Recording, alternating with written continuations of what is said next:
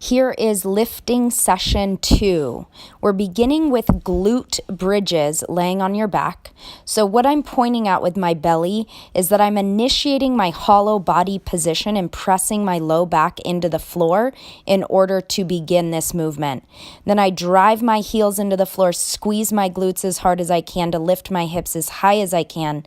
Notice that my knees were stacked over my ankles in the top position. Next, we're going through side plank. So this is the first level of side plank where your bottom leg is extended straight. The top leg is bent with the foot flat in front of you. You can make it harder by bringing your top leg straight on the floor in front of you. Even more challenge, stacking the feet on top of each other, and even more challenge, lifting the hand as well as the leg into that star position. Next, we're moving into a half Turkish get-up.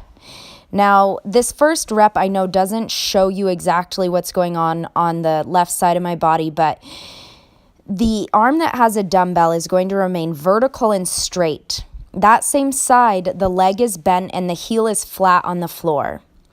You're basically pressing yourself up from rolling to one side and all the way up to seated. So I'm going to roll to my shoulder, press to my elbow, press into my palm, then drive through both heels to lift my hips, squeeze my glutes, and then hit all of those points on my way back down. Notice that my arm is remaining vertical and straight the whole time. Next, we're going into a bench press. This is bench press with dumbbells. This can be done with one arm, both arms with dumbbells or kettlebells, as well as with a barbell if you're comfortable. Notice that I have my feet firmly planted on the floor. I'm driving my heels into the floor. I have my arms vertically stacked at the top, and there is a slight curve as I bring the dumbbells down to the bottom of my sternum in that bottom position. Coming up now, we're getting into a bent row. This resembles a good morning or an RDL position. Your spine is neutral. You're maintaining midline stability. Notice that my elbows stack over my wrists when I pull to the top. And from the front, see that my elbows aren't flaring out a whole lot from my body. They're staying pretty close to my sides. Next movement we're going through is a step up. The same rules apply to lunges as to step ups. I'm holding a kettlebell in the goblet position for this. Notice my whole foot is on the bench. I drive through my heel and my knee is pretty well stacked directly over my ankle.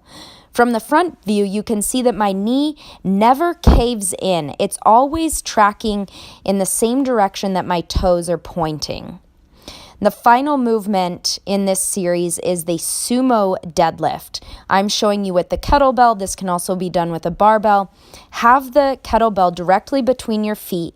Sumo stance just means that you're in a wide stance, so wider than shoulder width.